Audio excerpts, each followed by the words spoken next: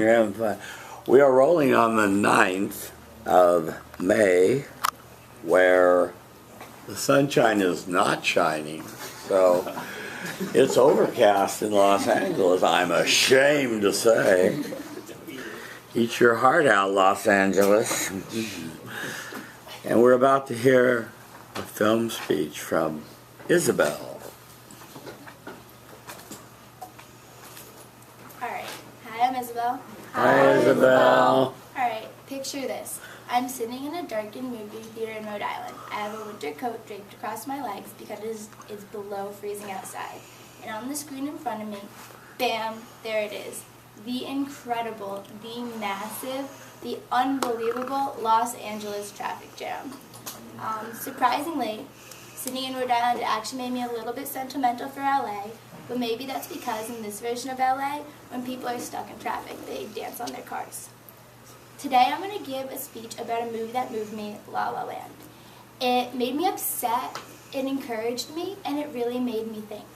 Razor Bruner, a writer for Time magazine, notes that the movie requires a certain naivety to think that a film with the lush vivacity of a golden age film could resonate with more modern, cynical audiences. I agree that audiences are really becoming a lot harder to please, but I think that because the movie plays on this idea that everyone dreams, it resonates with a lot more people, especially people like us living in LA who see all the potential there is to let these dreams play out. So, the first example of the way this movie moved me was that it made me upset. At the very beginning of the film, the two main characters are talking about their respective struggles trying to make it big in LA. And the man goes on to say that people in LA worship everything and they value nothing. This made me really upset because when I first moved here, it was in a massive culture shock, but in the best way possible. I think being out of state, I can really appreciate all these things that people who live here take for granted or don't even recognize because they're so accustomed to them. I remember a particular example where I was walking down the street with one of my friends, and we saw one of those vendors on the side of the road selling the fresh fruit, and I got incredibly excited because I'd never seen anything like that just on the side of the road before. And she said I was being ridiculous and childish and it wasn't that exciting. But in Rhode Island, fruit dies in the winter, so it was really incredible for me that it was January and they were selling fresh fruit on the side of the road. I'd like to think that people are not going to forget the little things in life that are beautiful. I feel like in this day and age we've become very aware of external appearances, and I hope that people don't let digital confirmations of their self-worth, over social media, really determine who they are. And so that made me really upset, seeing that. A second example of the way this movie moved me is that it really encouraged me. So the main actress in the film is played by Emma Stone, and in the film she's actually an aspiring actress. She works in a coffee shop and does all these auditions and is constantly rejected. And when she's offered this final audition at the end of the movie that is for a movie, she hesitates. She doesn't want to take it, but her love interest, Ryan Gosling, tells her that she is good enough and she is worth it, and that if she goes, she'll show who she really is. They'll see that, and they'll want to hire her. This reminded me of when I was applying to college. So UCLA was one of those colleges that I didn't really tell people I really wanted to go here. It was a big reach for me, and subconsciously I think it was one of my top schools, but I didn't want to get my hopes up just to get let down. I'm in the dance major, so I had to come for a live audition. When it came to audition, I started chickening out, saying, oh, I'll just send in a video and that'll be good enough. But my mom encouraged me to really fly out here and show them who I was in person so that I would make a bigger impact. And she was right. She encouraged my confidence, just like Ryan Gosling did with Emma Stone. And I think that's a really interesting correlation that made me really like the movie. A final example of how this movie really moved me is it made me think about the impact that each person really leaves on our lives. Spoiler alert, the two lovers do not end up together. They don't stay comfortable, they don't stay together, they pursue their careers and they pursue their dreams, and they're ultimately very successful. This reminded me of growing up. I had this girl who was my absolute best friend. We were inseparable. We were both dancers at the same studio, so we always were partners. And we were both from a different town than the studio was located in, and we were the only two that lived that far away. So we both bonded over our mutual dedication for dance and driving so far to the studio. And she was really good. She had all this natural ability, so she kind of motivated me to push myself harder, and then I encouraged her to like be more confident. But in the 8th grade, she moved, and we completely lost touch, and it completely devastated me. I couldn't dance without thinking about her, and like not having her by my side was really hard. And I like to think that lots of people come into our lives, and not everyone's going to stay. And although that's sad, there's something beautiful about the impact people can make that leaves on us. And so that's just something I thought about after seeing this movie, and I like realized how important it was that I still met this girl and still had that connection for some point of my life. So in summary, I've given you 3 ways in which this movie has moved me. It has made me upset, it's encouraged me, and it's really made me think and ultimately realize like how lucky I am to be given the opportunity to come live in LA, where there's all these potential for me to follow my dreams. There should be absolutely no doubt that the movie La La Land really moved me, and that the city of LA moves me every day. When my mom came to visit a few weeks ago, actually, the first thing she wanted to do was go to all the different places in the movie so that like we can go home and both point at the screen and be like, hey, we've been there. I think there's lots of wonders to LA that make the traffic ultimately worth it. Thank you. Thank you. Time? 5:53. 5:53. Dun, dun, dun, dun. Okay, let's start on this side today. My name is Josie. Hi, Josie. I really liked your speech. I really liked the film Holland, and I really liked how you correlated specifically. I liked the whole how the impact of the dancer and how even though it didn't have like a happy ending, how you felt about it and how it went with the movie. I really liked that story. I really liked how your story is all connected. Like this thing. I like the transitions were good. Thank you. Thank you, Josie. I guess it would be your turn, sir. I feel like you could. Name? Caesar. My name is Caesar. Hi, Caesar. I feel like you could improve on your movement. You didn't really move. Did you? Yeah, she moved. Yeah. Really? It was so seamless. It was so seamless, you didn't notice. Yeah, I didn't notice. Like I think only when you moved that way, I didn't really notice when you came over Yeah, here. I tried. Yeah, A bit. just that. Everything else was better. Okay. My bad. Okay. It's all good. Okay, good.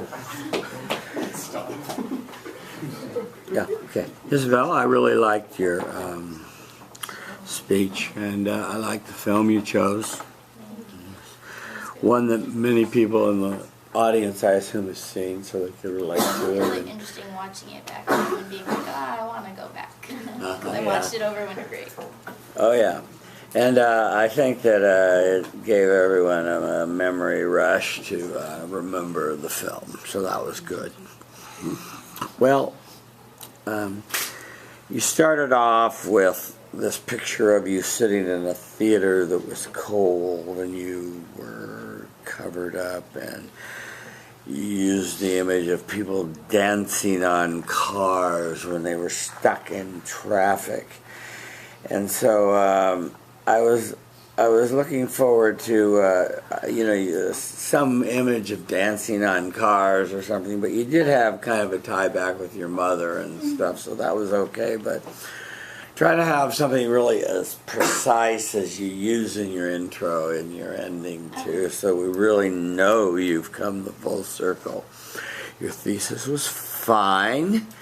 Your SIG statement was excellent. You said you agreed with the quote from Time Mag.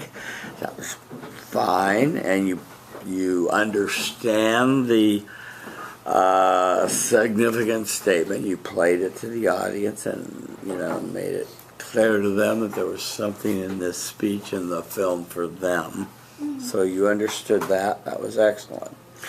So, the first emotion that you attempted to communicate was upset. And you talked about the negative perspective that we have here, and you quoted the idea that we worship everything and value nothing, which is quite a good quote and very telling. And then you had your personal story. And by the way, just print on one side of the paper for the future, okay? You talked about your childlike innocence of being excited by someone selling fruit on the side of the road and your friends going, get some sophistication or something. But I was sort of touched by your story, but I could see why when you were put down, you were a little upset for your people not appreciating your sense of wonder, right? So that's what you were trying to communicate there, which is fine. On the second way, you talked about the fear of rejection not keeping you from trying, and you told the story of actually coming out to UCLA and auditioning in person, which is always better. Oh, when I tell students when they have to ask for money from their parents, you go home to ask for it. You don't ask by email or on the phone. No, right? Face to face is tougher, and to reject somebody. And I assume that your dance audition went well. So that was a good story. Yeah. So on your third story, I got a little bit lost about the impact of everyone you met, and you sort of waxed poetically about your friend in the 8th grade who is no longer your friend, about people that come and go in your life. And I guess, I don't know what emotion that is. Is that sort of a nostalgia of people that come and go? I couldn't quite get the emotion of what the emotion was, but I just categorized it for myself as a nostalgia for people. I don't know. Your summary was good, your conclusion was good, and like I said, I'd like a little more specific tie back. On your speech goals, you said have a roadmap that clearly sets up your speech. Don't fiddle with my hands, and walk naturally back and forth, which you did well. You walked nicely. Yeah. So, but let me say one thing. I would like to see you, with respect to your roadmap and the narrative with your voice, pump it up a little bit so we see it and we hear it more. So it's there. So overall, good job. Thank you.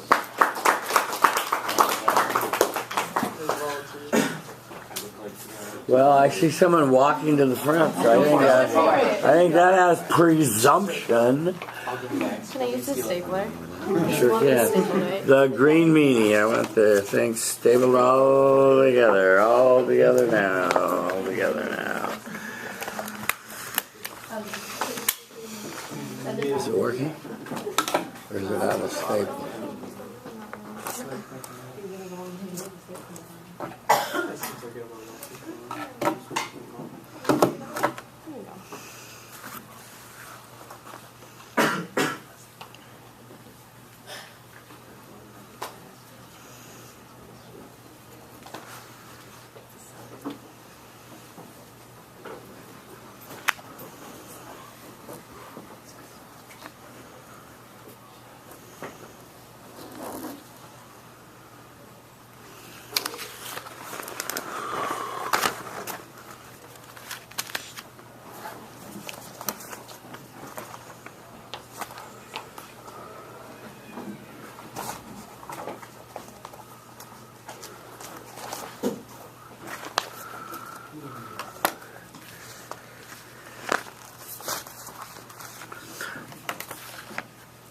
Emily stands before us, managing attention.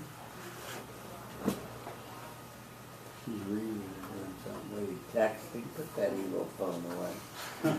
Communicating respect non-verbally. Yeah, I guess you can have yours open. Finding friendly eyes near the front and the center. Say your name. Feel the love. Start your speech. Hi everyone, I'm Emily. Hi, Emily. As a child, what was your favorite Halloween costume? I know mine. It was Belle. Growing up, the first Disney movie that I remember watching was Beauty and the Beast, and I think I had a very big obsession with the movie.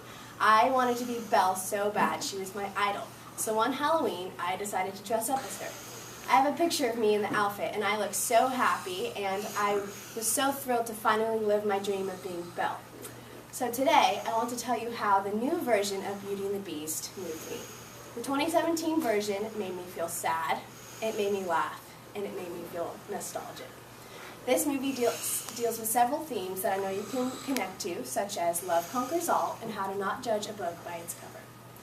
Film critic Stephanie Zacharek states that nearly everything about this beauty is larger than life and loaded with feeling, like a brash interpretive dance expressing the passion and elation little girls and some boys must have felt upon watching the original version.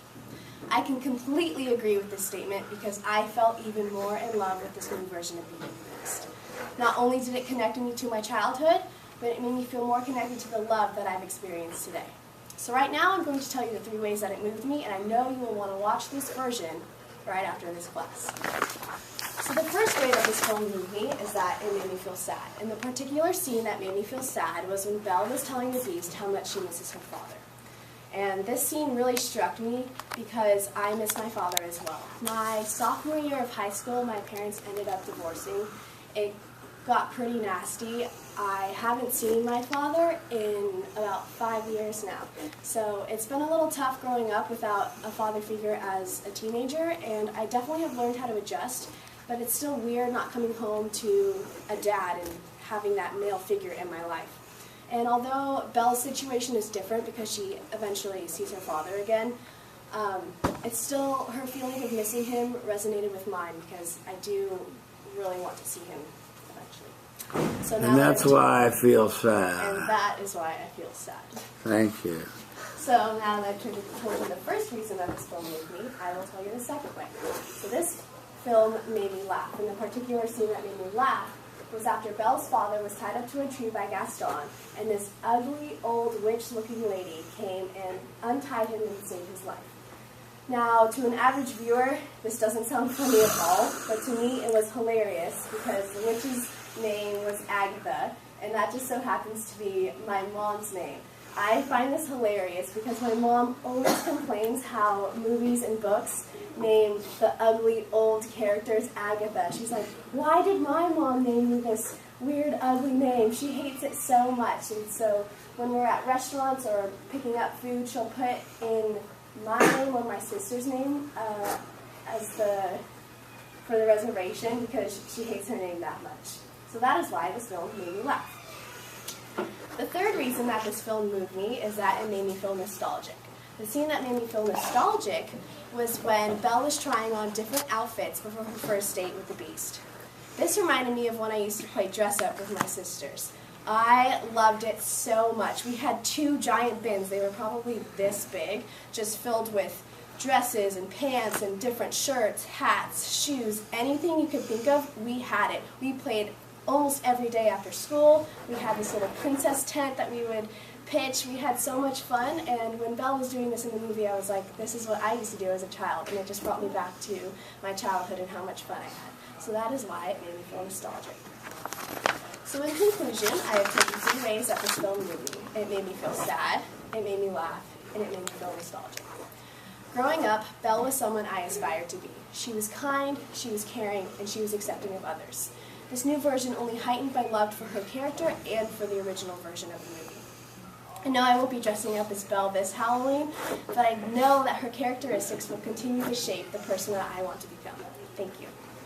Thank you. 421.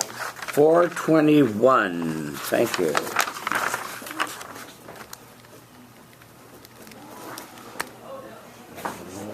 We're here, sir. Oh, hi, I'm Ucla. Hi. So I really like your speech, Emily. It has good structure and climax. And one thing I especially like it is full of detail and vivid descriptions, which the audience can easily picture the scene in their mind. So capture the attention. Thank you, sir. Prove it. I'm Danny. Hi, Danny. I also really liked your speech. One thing that you were swaying kind of a lot, and it kind of, like you swayed more when you weren't using your hands. Like when you started using your hands more, you stopped swaying as much. So maybe like take that into consideration, like if you use your hands more, you may not sway as much. Yeah. Were you aware that you sway? The entire, I like noticed right from the beginning I was swaying back and forth. Yeah. But I didn't stop. It's a And bad habit. you're in the power stance. If you lock your legs a little bit and become aware of it, you know, it would help. Also, if you practice with a live person and not a mirror, and set as your goal that you're not going to sway, and when you start to sway, have them raise their hand that you're swaying, so you get in touch with what your body's doing, because it's almost an unconscious thing. You just talk like this, see? And I'm exaggerating, of course, but yeah. Well, I like the speech. I'm always intrigued by the costumes people choose at Halloween. I think there's often psychological and sociological dimensions to it, and I'm always intrigued. I have attended the West Hollywood costume parade a few times. And if you ever want to see some amazing costumes, go to West Hollywood. Some people take about a year to make their costumes, spent thousands of dollars, and they really do it right, you know. Anyway, so you were Belle, and you wanted to talk about Beauty and the Beast, and you shared with us your Halloween, and you told us that it made you feel sad, laugh, and nostalgic, which was fine. Your significant statement was good. You agreed with the quote, and you encouraged people to see the film. You used the Chicago style of footnoting. Thank you. On sad. Since you had almost a full minute to fill, I would have used it here, especially with your missing father. I would have gone into it a little bit more and brought up more of the feelings of the absences of the, you know, walking you down the aisle, the prom, father, daughter, you know, just things that he wasn't there for, just your certain events that you would have liked to have shared with him, and expand on that. And but I did, and I had to prompt you because I want you to remember to return your felt sensing and remembering the emotions you felt as he flew the coop and stayed away. And so remember to continue to feel those emotions as you're communicating, and we'll feel them too. See, that's the deal. On laugh, yes, Agatha Christie, but I guess that's a pretty old name, and you know, that's pretty the exception. And I got a chuckle out of her using your name at restaurants and at fast food places or whatever. So, or at Starbucks. That's pretty sad. Maybe she should change her name. Yeah, Matilda, Mildred, those are tough names to give a kid. Yeah. On nostalgic. Here you did the dress up with your sister, and it was fun, and you had good childhood memories. Again, it was pretty brief. We needed just more of elaboration on the event and your feeling of nostalgia so that it became more alive and you used more of your time. Your summary, your conclusion was mixed up, but right. You called your summary a conclusion. The difference is a summary repeats the three ways the film moved you. The conclusion says there should be no doubt in the room the film moved me. How did it move you? Goes in the summary. See? And your dressing up at Halloween was a good tie back to your beginning. We all saw that you'd come the full circle. Your canais, don't sway as much. Don't move out of my power stance. Don't steeple with my hands. That's a good habit to get out of young. So how did your canais go? So swaying, I think it got worse than last week. I'm not sure why. Because I think I was not as nervous this week, and I think it's like a nervous sway, so I don't know why I was swaying more. I didn't steeple my hands, and I did stay in my power stance. It's just I didn't maybe lock my knees, so then I was still swaying. Okay, maybe take a Tai Chi class so you're aware of what your body's doing while you're standing there. Yeah. Okay. Very nice job. Thank you, Emily.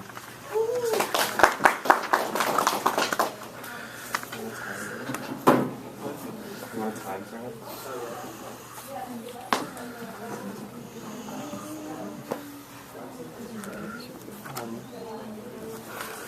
Hi. Do we have a substitute timer? Yeah. You loaned your Apple phone to somebody?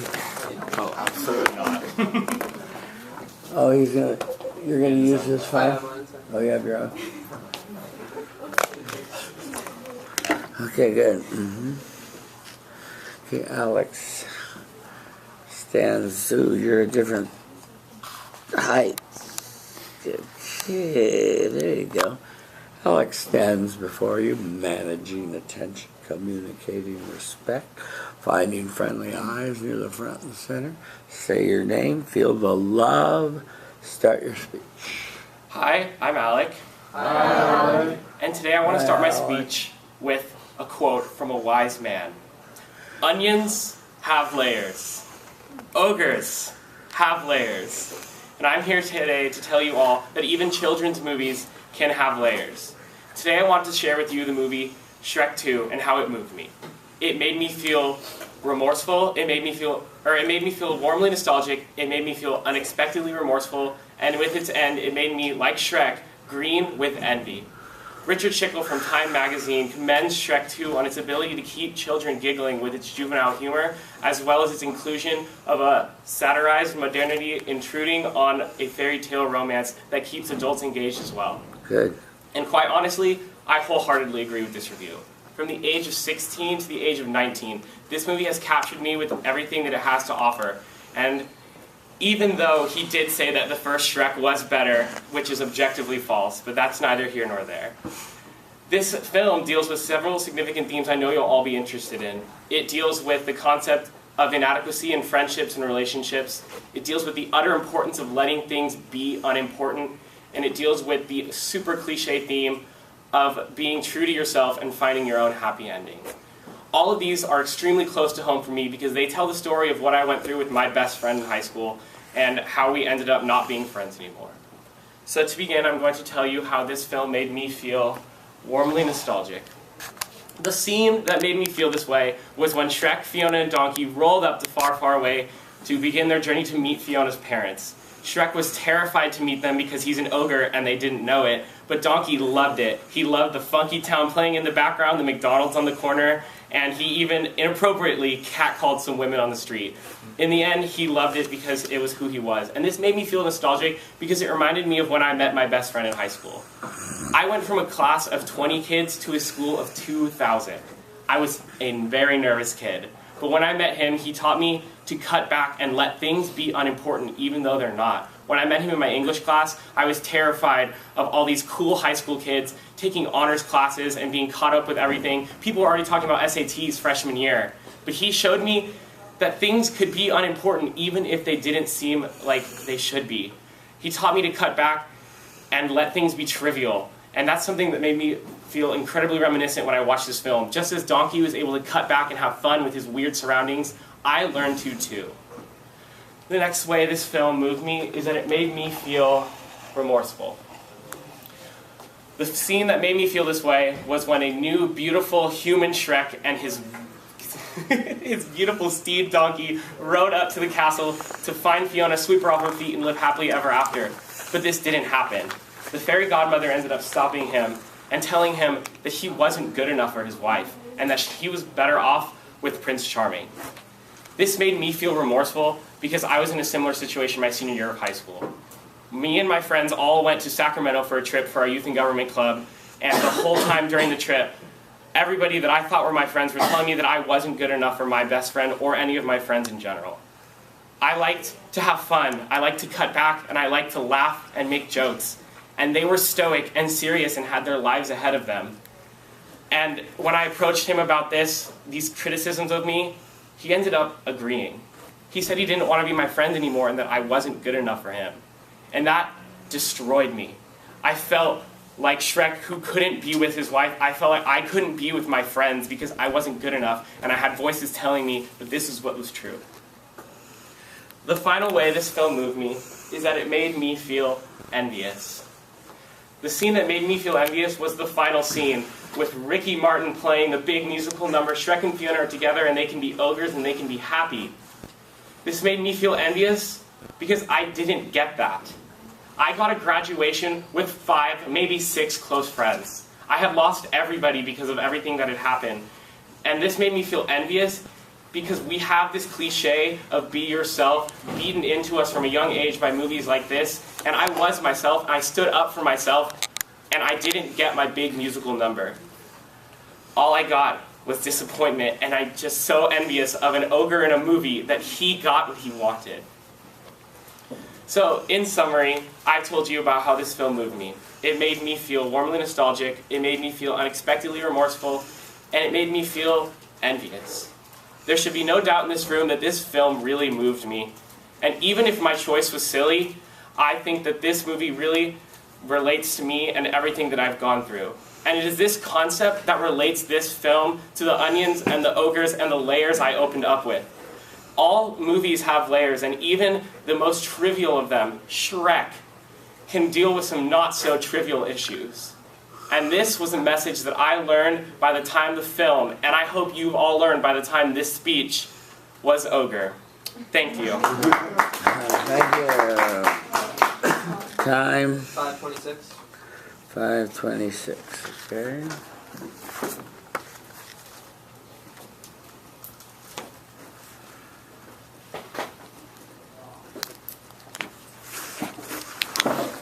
We're somewhere in this row. Yeah, there. Okay. Hi, my name is Lydia. Hi, Lydia. So I really like your speech because like everything you said was genuine, so it was easy to buy into everything that you were saying and be convinced by the parallels you drew between your experience and the speech. I thought it was also structured well, so it was easy to listen to and we could like get into it. Like, Okay, good. Improvement. Hi, I'm Malia. Hi, Malia. I really liked your speech. I didn't find much to improve. One thing I noticed was that you kind of had your hands like here towards the very end, but you kind of caught yourself and like but you kind of still fidgeting. But like that was just like one tiny little thing. Also, I really like how you had a through line. Like the stories kind of all had to do with one common thing. Okay, good, Alec. You had a catchy kind of beginning with onions and children's movies and layers, and so that was clever, and you returned back to it. You had a good thesis preview, which you told us that made you feel nostalgic, remorseful, and envious. Maybe a little bit more oomph with your voice, but that was fine. On your sixth statement, it was quite excellent, a little long, but good nonetheless. You agreed with the Time Mag statement, and you gave us a little prelude to what was coming with your best friend there, so we knew that was coming, so that was good. On your main body, warmly nostalgic, okay? You talked about going from a high school or a school from 20 to 2000, which probably was a pretty significant adjustment. And you talked about a friend that was able to help you adjust. and remembering him made you nostalgic, so that was good. Remorseful. This was a real. I got it. What happened, and it sounded remorseful or even sad. I didn't get why everyone dumped you or dropped you or thought you were unworthy, but I guess they did, and your friend did, and so you're gone. Yeah. Mm-hmm. And on your third one about envious, you were honest in saying that he got something and you didn't get what he got, and so that made you envious. I'm kind of sorry about that. Your summary was good. Conclusion, I like to hear the words which you said, no doubt in this room. You opened with that. That was fine. And you tied back to the, layers, so that was fine. Your eyes make more consistent eye contact. Try a different mood with emotional connections, like you know what you mean by that. And less accidental pauses and more deliberate ones. How did that go, Alec? I think I did eye contact well, and I want to say that I did deliberate. I know I did do deliberate pauses. I don't know if I had any accidental ones in there. Right. And then for the mood, because my past few speeches have been happier, so I was like, I want to try something different to see what I can do. Okay, that's good. This is a oral communication laboratory, as it were, and it's good to experiment and try new rhetorical ideas and techniques to see what works and what doesn't work. So I commend you for that. Work on getting stuff down a little closer to the time limit. You just went 10 seconds over, so it's no big deal. But work on that. But overall, good job and unique speech. Thank you.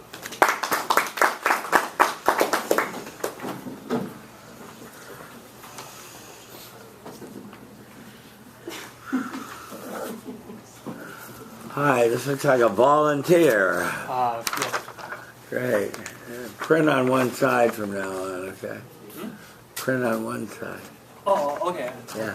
I'll do it next time. Yeah, thank you. Ooh, you're tall.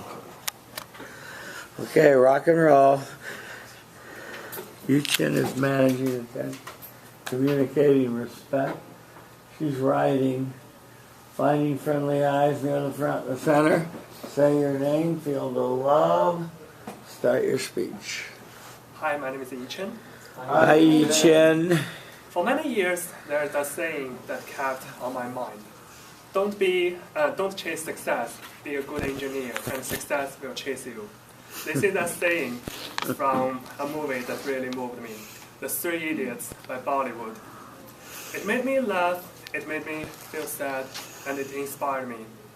The movie deals with some very significant themes. Well, most of the movie critics feel that it points out to the illness of some educational system that caused a revolution. I personally feel that it is more a personal inspiration that under a given educational system, how can one adapt himself to survive and thrive. The first thing that this movie moved me was that it made me laugh.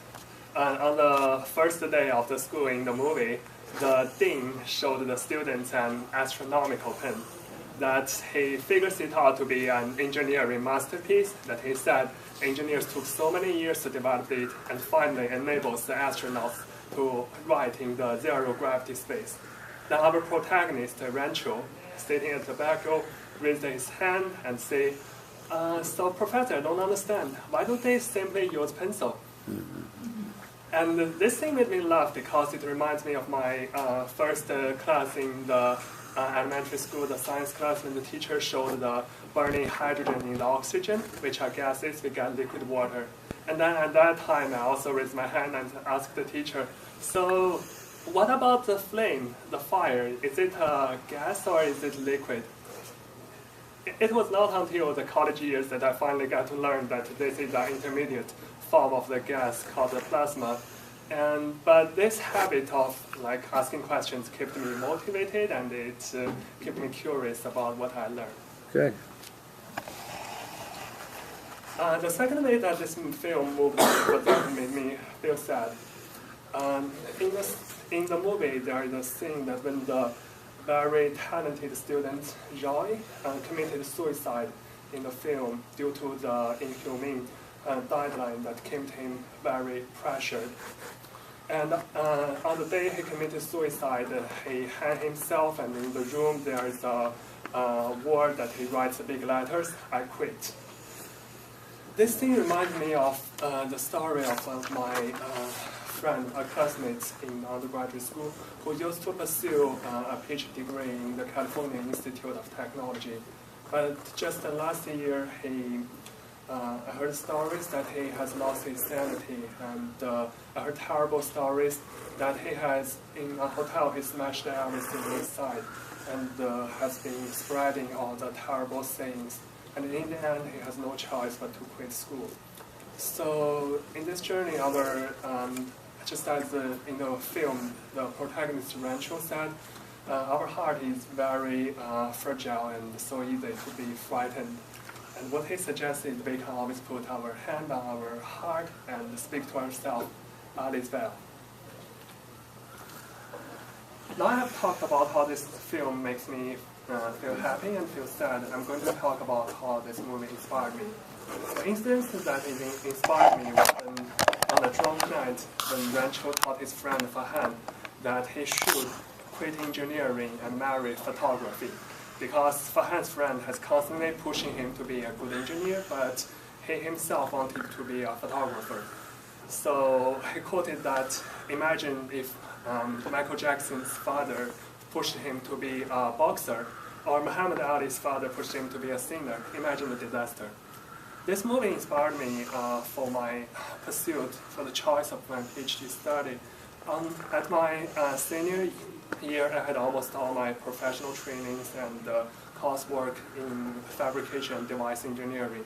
But I found myself more and more interested in biomedical imaging. So I'm facing the thought of whether to do what I'm very familiar with or what I'm interested in. And partly at that time, partly inspired by what Rancho said, that I watched the movie at that time, I began to actively contacting professors in biomedical imaging. And here I am at UCLA, so I enjoy my research here just as Fahan in the movie enjoys his career in photography. So overall, I have told you 3 aspects of this movie, how this movie moved me. It made me feel happy, it made me feel sad, and it inspired me. So very often it is much easier to adapt ourselves to the educational system rather than waiting for it to be changed. Just keep yourself very curious and motivated and under the pressure to tell your heart out is well and move on, and never forget what you are truly interested in. We can always make use of the system rather than being exploited by it. So don't be diverged or discouraged by what other people's definition of success. Just follow your heart and be the best of you can be, and success will chase you. Thank you. Thank you. Okay, where are we? 543. 543. Ooh. Okay. Yes, sir. Gavin. Hi, Gavin. Hi, Gavin. I think my favorite part about it was your personal stories. It felt really personal. I felt that personal connection with the stories, especially the one you were saying about your friend at California Institute of Technology. That one was really Yes. touching. Yeah, it's tough over there. Improvement? Hi, my name is Moses. Hi, Moses. I like your speech for your improvement. When you move around, it was a little bit unnatural because you kind of stop speaking when you walk around. So maybe you can practice as you walk. Maybe as you walk, you can still speaking, so you may feel more natural. Right. Walk and talk. Yeah. Okay. Each. Let me talk about your speech. I liked let me make one big point, and then I'll do the, microanalysis. On the emotional part, I've encouraged people to return to the emotion they said they're opening with and say it at the end, so we're really locked into that. And for laugh, sad, and inspired, we lost the thread of that emotion. You were in the ballpark, but you didn't repeat it at the end, and that's why I felt sad. See? So really lock into that emotion and hold on to it and re-feel it. Liked your intro. Your thesis preview was short and sweet. 3 idiots. Can't beat that. Your SIG statement was short and sweet, but to the point, yes.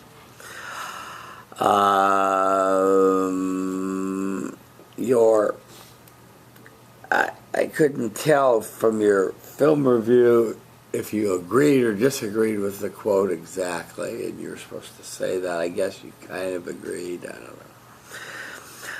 Okay, on your main body, laugh.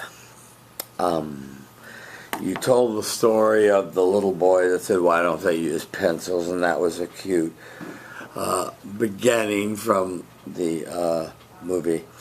And you said that you asked the professor a question about the flame. What we didn't get was why that question made you happy. You didn't return to that. Why did that make you so happy? See? So don't answer now, but that's what you were supposed to do. And I felt so happy that I asked an original question. See? Yeah. So, on sad, you set the pace for a suicide, so we knew we were going to get serious there. You used the Chicago footnoting style, thank you. On the story you told of your friend with the PhD trying to get it at Caltech and breaking up the hotel room and freaking out and having to go back to China in disgrace, I suppose. What we didn't get is you returning to your emotion and that, hearing that story about my friend Bob or Billy or Joe or whatever his name is, made me feel very sad. On inspired, you talked about fathers misencouraging their children to do something they don't want to do. And here you described that you changed course so that you went into imaging and you felt, I guess, inspired. But we didn't get why you were so inspired that you changed, and you didn't say it at the end, but that's what you were supposed to be communicating, right? Right. Walk and talk. Be good. Your summary was good. Your conclusion needs to say there should be no doubt in this room that the film really did move me. And your tie back to the be a good and successful follow you was excellent. Your canais, confidence, inorganic movement, and vocal variety. How did it go? I practiced more this time, so I think I have more confidence than last time. Yes. And in organic move, I try to control my sleep and try to have more control moving. But as they said, I still need to improve about talking and working. Good. And the third one is what was my third? Vocal variety. Oh, vocal variety. Yeah. I don't think I got too much improved. Yeah, you need to work on that. A little bit of pronounce your words very crisply and clearly. Yeah. Okay. Good. But a nice job. Thank you.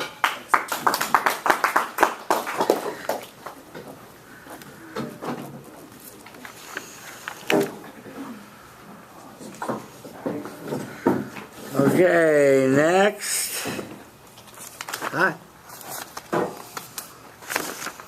Guess you need the green meanie, huh?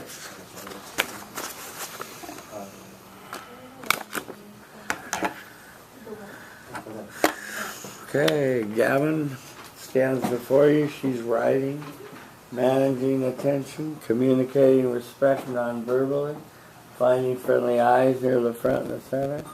Say your name, feel the love. Start your speech. Hi, I'm Gavin. Hi, Gavin. Mama always said loud about the chocolates. You never know what you're gonna get. This is a quote I heard. This is a quote I heard all the time growing up. But I always felt like it was missing something for me. So when I think about it, I always think about it as treat life like a box of chocolates. Try to enjoy every bite before it ends. I want to tell you guys today about a movie that really moved me. The movie is called Forrest Gump. This movie made me feel disappointed. It made me feel scared. And it made me feel hopeful. Bless you. There are a lot of significant themes in this movie. As Roger Ebert puts it, any attempt to try to describe him will make this movie seem more contemporary than it is. But I'll give it a shot. It's a comedy, I guess. Or a drama. Or maybe a dream. I agree with Roger Ebert, because any attempt to try to describe this, try to put Forrest Gump into a category, is difficult. It's very difficult, because each person feels different things from this movie. So, the first thing this movie made me feel was disappointed. Not in the movie, though, but in myself. The scene that made me feel disappointed was when Forrest Gump was talking to Lieutenant Dan. How he had just won the Congressional Medal of Honor. And Lieutenant Dan wasn't happy for Forrest. He wasn't